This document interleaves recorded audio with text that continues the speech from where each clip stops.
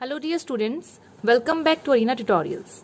Today I will be teaching you all the third chapter of bio or biology, that is the cell. तो ये chapter के लिए मुझे continuously बहुत students लोग रिक्वेस्ट कर रहे थे, बट सो सॉरी, बहुत टाइम लग गया मुझे ये बनाने के लिए. सो अब बिल्कुल भी टाइम वेस्ट नहीं करते हैं. Let's start. Okay, so the cell होता क्या है? तो आप लोग एक चीज़ याद रखिएगा कि हम लोगों का बॉडी या प्लांट का बॉडी या कोई भी ऑर्गेनिज्म को अगर आप लोग देखते हैं, ठीक है, ऑर्गेनिज्म मतलब कोई भी लिविंग ऑर्गेनिज्म का, लिविंग बीइंग का मैं यहाँ बात कर रही हूँ. सो उनके बॉडी में ना सेल्स प्रेजेंट होते हैं. किसी में खाली एक सेल प्रेजेंट होता है तो किसी में बहुत सारे सेल्स प्रेजेंट होते हैं. अगर मैं हम लोग का बात करूँ, वी आर ह्यूमन बींग्स, तो हम लोग में नंबर ऑफ सेल्स है, मीन्स हम लोग में ना लाखों करोड़ों सेल्स प्रेजेंट होंगे. वैसे ही प्लांट्स में भी बहुत सारे सेल्स प्रेजेंट है. तो ये सेल मेनली हमारे बॉडी का ना बिल्डिंग ब्लॉक होता है. मीन्स हम लोगों के बॉडी में जितने भी पार्ट्स प्रेजेंट है, हम लोगों के बॉडी में हर जगह छोटे छोटे करके नंबर ऑफ सेल्स प्रेजेंट होते हैं. Cell is the structural and functional unit of life. यहाँ उसी के लिए this point is written, book में भी आप लोगों का ये पॉइंट लिखा है जो बहुत इंपॉर्टेंट है कि cell is the structural and functional unit of life. ये इतना इंपॉर्टेंट होता है ना कि बॉडी में अगर कोई भी एक्टिविटी अगर हम लोगों को देखने को मिलता है ना, तो आप लोग याद रखिएगा कि वो सेल की वजह से ही हो रहा है. जैसे कि मैं बोलूँगी यहाँ पर, अगर मेरे ये पार्ट में अगर मैं इसको हाँ यहाँ पर बताती हूँ, मैं अगर मैं अपने हैंड का ऐसे मूवमेंट कर रही हूँ, फिंगर्स का मूवमेंट कर रही हूँ, तो यहाँ पर मैं मूवमेंट कर पाई. क्यों? बिकॉज यहाँ पर जो सेल्स होंगे उनकी एक्टिविटी की वजह से, वो लोग एक्टिविटी कर रहे हैं बोल के मैं अपना यहाँ पर मूवमेंट कर पा रही हूँ. सो कोई भी ऑर्गेनिज्म है, कोई भी ऑर्गेनिज्म अगर उनके बॉडी में आप लोगों को कोई भी एक्टिविटी, कोई भी फंक्शन अगर देखने को मिलता है ना, अगर एक ऑर्गेनिज्म कोई भी फंक्शन करता है तो वो सेल की फंक्शन की वजह से ही होता है.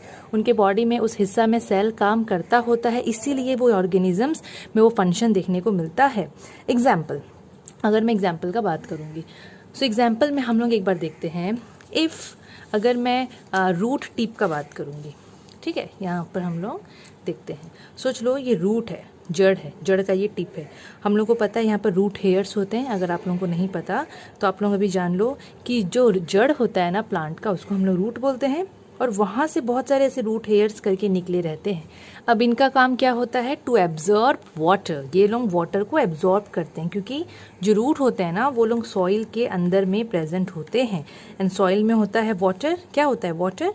उस वाटर को पेड़ कैसे लेता है? Through the root.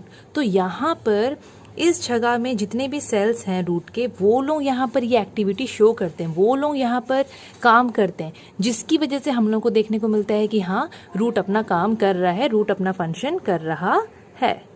जैसे ब्रिक्स को जोड़ के हम लोग एक घर बनाते हैं, सिमिलरली सेल्स लोग मिल के हम लोग का बॉडी बनाते हैं. सो हमारे पूरे बॉडी में सेल्स प्रेजेंट होंगे, और इन्हीं की वजह से ही हम लोग के बॉडी में हर काम हो पाता है. हम लोग अगर सरवाइव कर रहे हैं तो वो सेल की वजह से ही होता है. अगर सेल नहीं होता ना तो शायद आज हम लोग भी एग्जिस्ट नहीं करते.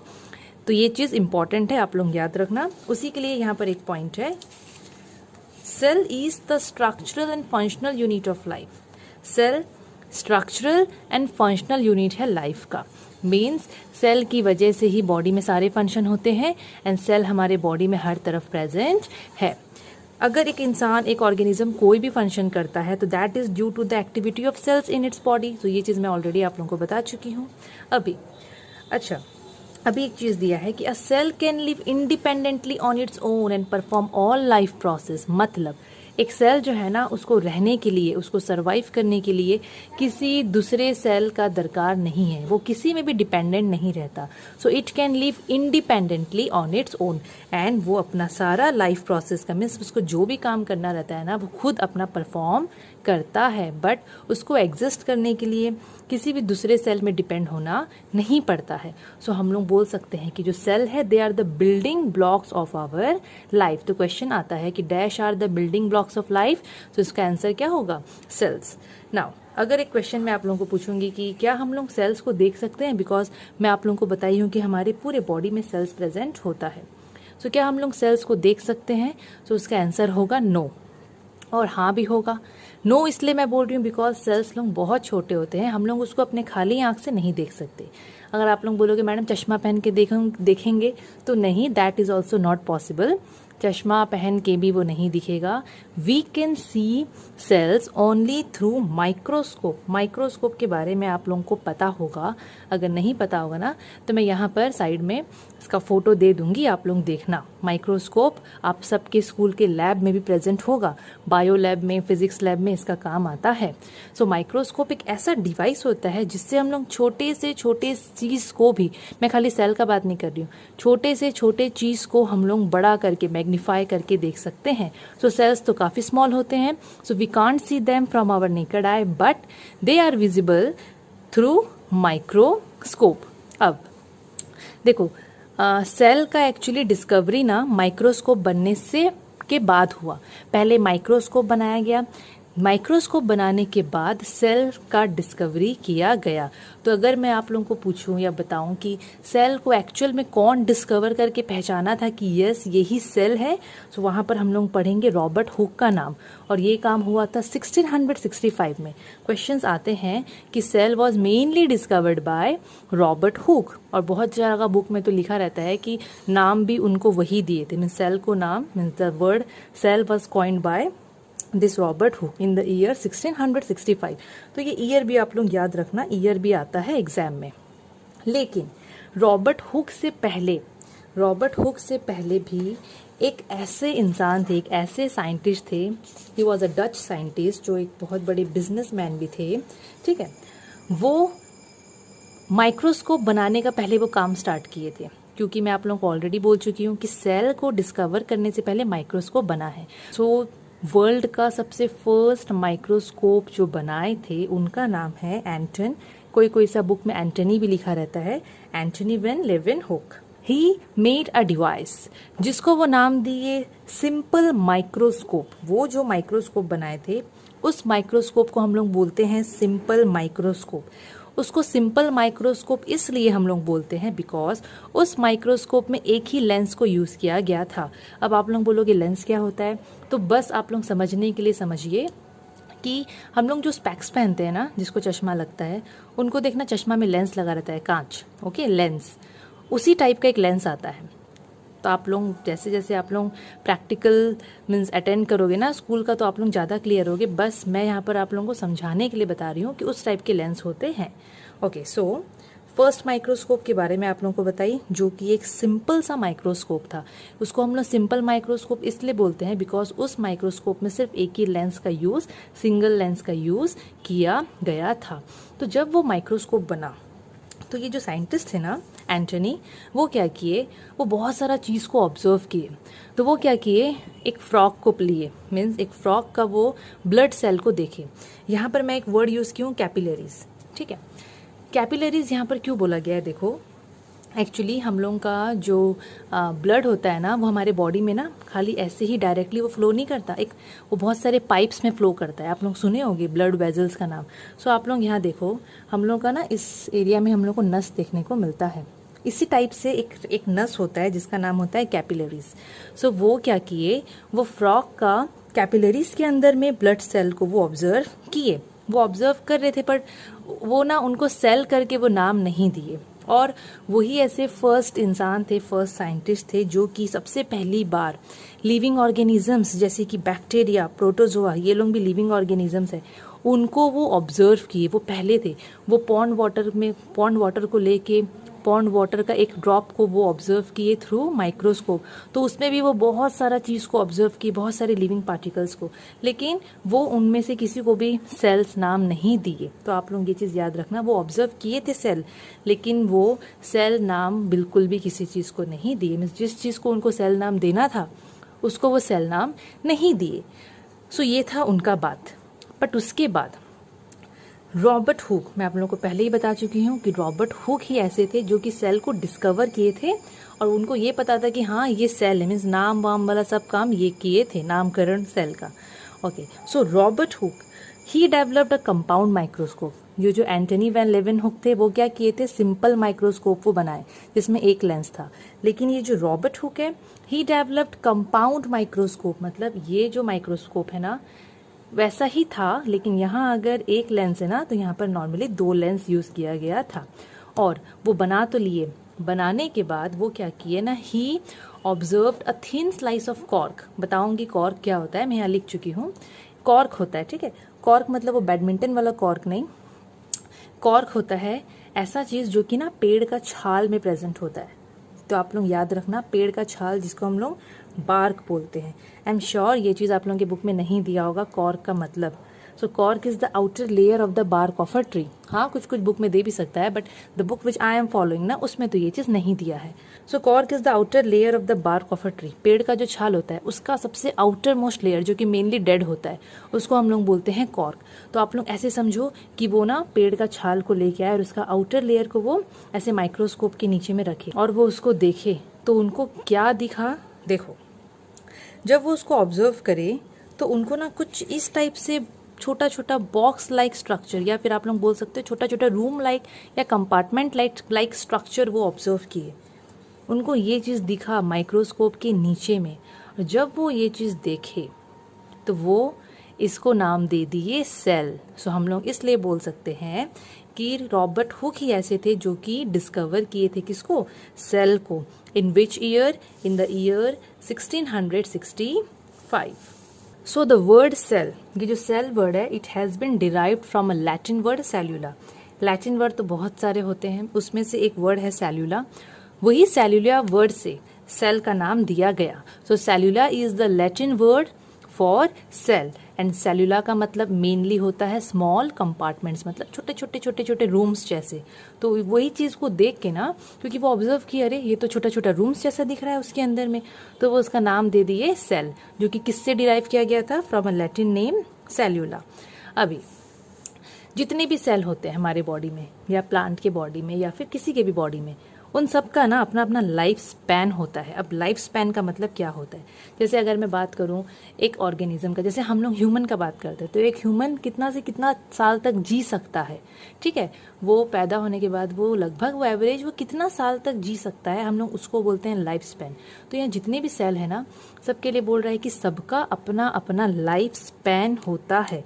और जितने भी ऑर्गेनिज्म है, मैं आपको ये पहले भी बता चुकी हूँ कि हम सब जितने भी ऑर्गेनिज्म है, हम सब का लाइफ एक सिंगल सेल से स्टार्ट हुआ है। पहले हम सब भी सिंगल सेल थे, उसके बाद सिंगल सेल मतलब एक सेल थे हम भी, उसके बाद हम लोग नंबर ऑफ सेल्स में कन्वर्ट होके, मीन्स ये छोटा सा जो एक सेल था ना, वो धीरे धीरे धीरे धीरे डिवाइड होके आज हम लोग जैसे ह्यूमन बींग्स हैं, हम लोग वैसे बने हैं। लेकिन जितने भी ऑर्गेनिज्म होते हैं, सबका लाइफ ऐसे सिंगल सेल के तौर पे ही स्टार्ट होता है। एक और पॉइंट है, ये बहुत इंपॉर्टेंट पॉइंट है, जितने भी न्यू सेल्स होते हैं वो सब प्री एग्जिस्टिंग सेल्स से अराइज होते हैं। अब प्री एग्जिस्टिंग सेल का मतलब क्या होता है, सोच लो ये सेल जो पहले से रह रहा है उसी से एक नया सेल बन गया, ठीक है, तो हम लोग उसको ऐसे बोल सकते हैं कि new sales arise from pre existing cells, या ऑल न्यू सेल्स मैं यहाँ पर लिख सकती हूँ। जितने भी न्यू सेल्स होते हैं, नए नए सेल्स जो बनते हैं, तो वो सेल किससे बनेंगे, प्री एग्जिस्टिंग सेल से, ऐसे सेल जो पहले से प्रेजेंट है। हम सबकी बॉडी में ना इस टाइप का स्ट्रक्चर हम लोग को देखने को मिलेगा। पहला तो है सेल, सबके बॉडी में सेल है, अभी तक तो आप लोगों को पता चल गया होगा। सेल्स, देखो सेल लोग जो एक जैसे होते हैं, अभी आप लोग क्लास 6 में हो तो आप लोग सिंपल वे में ही समझो, सेल है एक जैसे सेल जिनका एक जैसा काम होगा, जिनका एक जैसा ओरिजिन होगा, जो एक ही जगह से आए हैं, वो लोग सब मिल के ग्रुप में ग्रुप बना के मिल के वो लोग बनाते हैं टिश्यू। तो सेल ग्रुपिंग करके क्या बनाता है, टिश्यू। ये हमारे बॉडी में है, हायर क्लासेस में आप लोग पढ़ोगे। फिर टिश्यू बन गए, फिर टिश्यू लोग एक जैसे टिश्यू लोग सब मिल के एक ग्रुप बनाते हैं, मीन्स वो लोग पास पास आते हैं, सब टिश्यू लोग जो एक जैसे हैं, जिनका काम एक जैसा है, ग्रुप ऑफ टिश्यू बनाते हैं ऑर्गेन।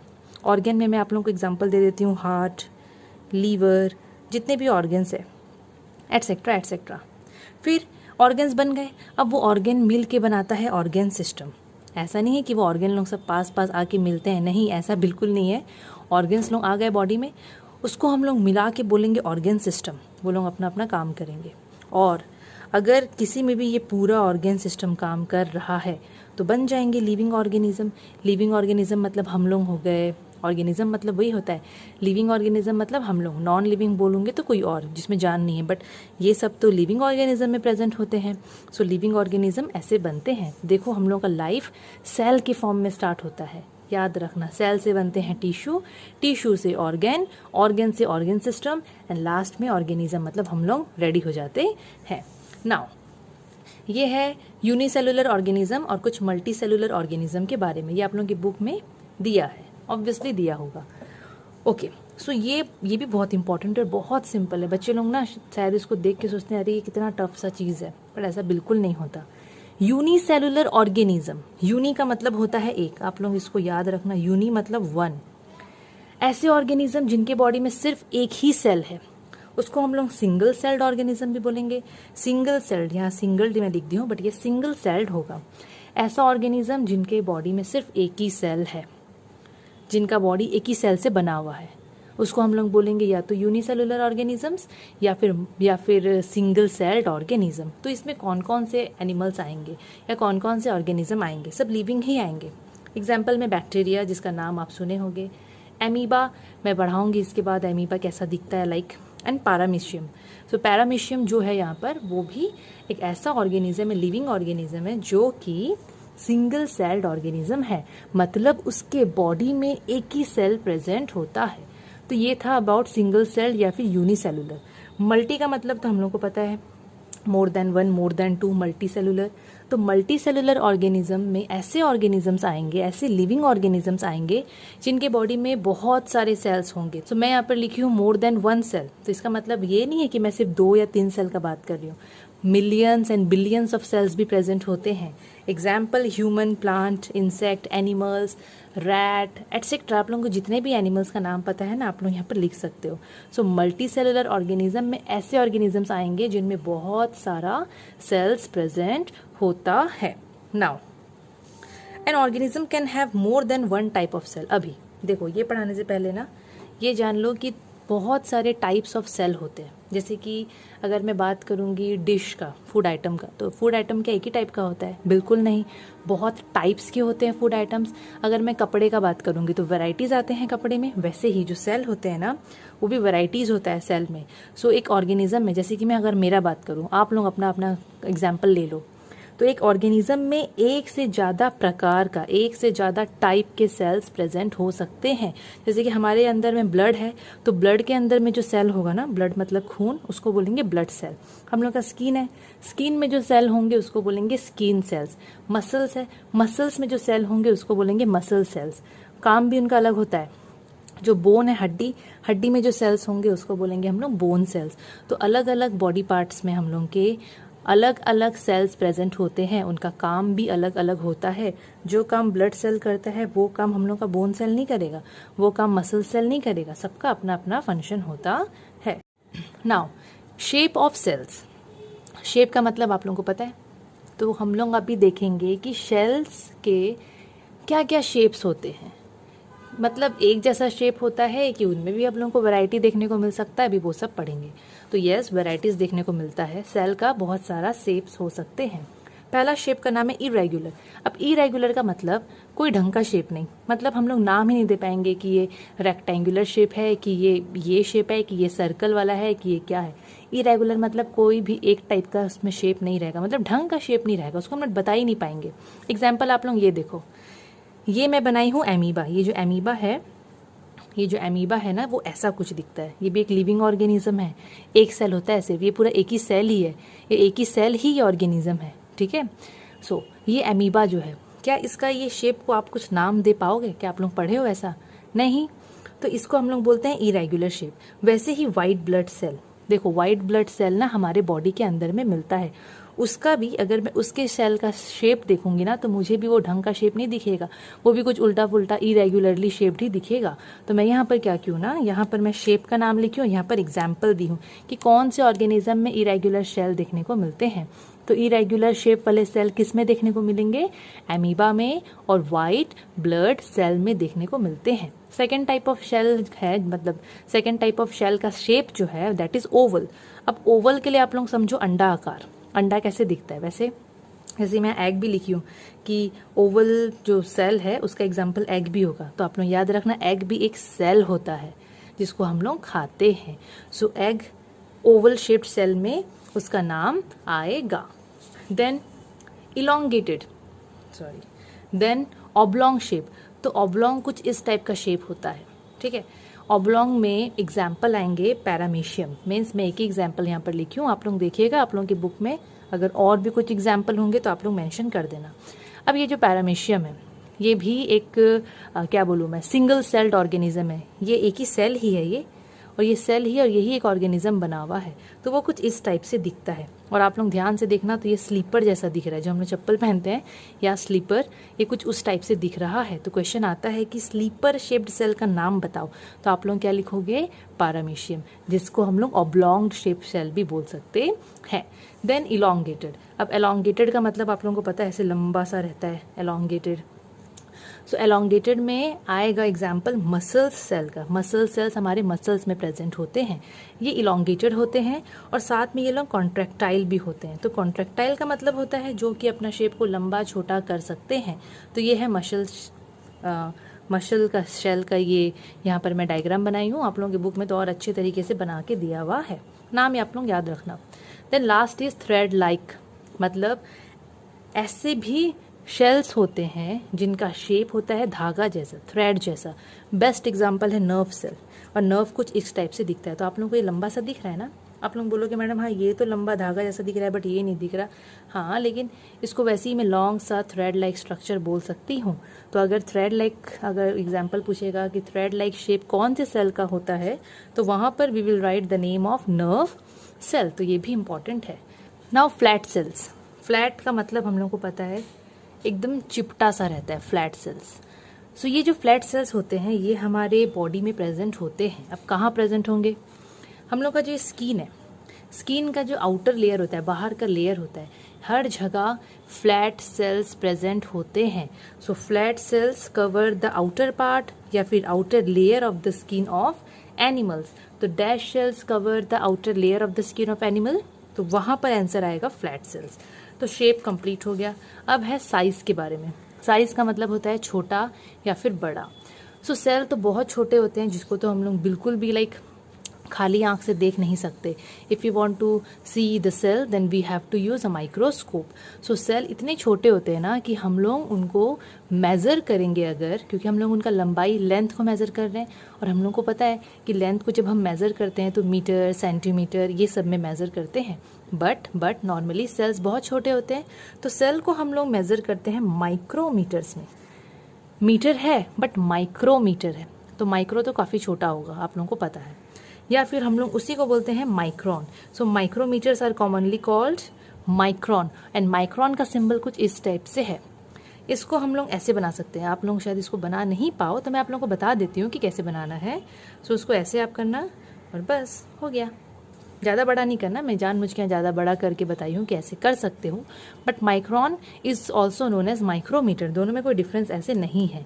माइक्रोमीटर एंड माइक्रोन इसी का यही यूनिट होता है जिसमें हम लोग सेल को नापते हैं। सो माइक्रोमीटर एंड मिलीमीटर का थोड़ा कंपैरिजन करते हैं। 1 मिलीमीटर, आप लोग सुने होंगे ये सब नाम, जैसे मीटर होता है ना वैसे ही मीटर से बहुत छोटा होता है millimetre. So 1 millimetre is equal to 1000 micrometre, या फिर आप लोग यहाँ सिर्फ और सिर्फ माइक्रोन बना सकते हो। सेकेंड, अगर मैं आप लोगों को पूछूंगी कि 1 micrometre is equal to how many millimetres, तो आप लोग लिखोगे 1/1000 मिलीमीटर। तो आप लोग सोच लो कि ये इतना छोटा वैल्यू है कि इसीलिए तो सेल छोटा होता है ना। अगर सेल बड़ा होता तो हम लोग उसको आराम से देख पाते और वो शायद मीटर्स में लिखाया जाता, ठीक है। लेकिन सेल काफ़ी छोटा होता है तो हम लोग उसको या तो माइक्रोमीटर में नापते हैं, जिसको हम लोग माइक्रोन भी बोलते हैं। लेकिन ऐसे कुछ कुछ सेल होते हैं ना जो कि थोड़े बड़े होते हैं, जिसको हम लोग सेंटीमीटर में नापते हैं, जैसे कि ऑस्ट्रिच का एग, उसके बारे में हम लोग पढ़ेंगे। ऑस्ट्रिच का एग हो गया। सो ऐसे भी बहुत सारे सेल होते हैं जो उतने भी छोटे नहीं होते हैं, हम लोग देख सकते हैं उसको अपने आँख से। तो अभी थोड़ा देर पहले ही मैं आप लोगों को बताई हूँ कि हैन का जो एग होता है, जो हम लोग एग का बात करते हैं, अंडा का, वो अंडा उसको हम लोग देख सकते हैं।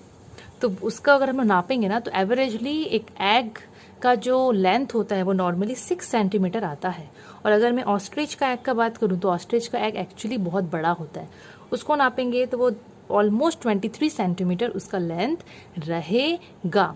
तो देखो ये उतना छोटा नहीं है, ये हम लोग को अपने आँख से दिखता है। इसको देखने के लिए हम लोग को कुछ भी नहीं चाहिए, मीन्स माइक्रोस्कोप नहीं चाहिए, सिर्फ अपना आँख चाहिए। ओके, वही चीज़ यहाँ पर और दिया है।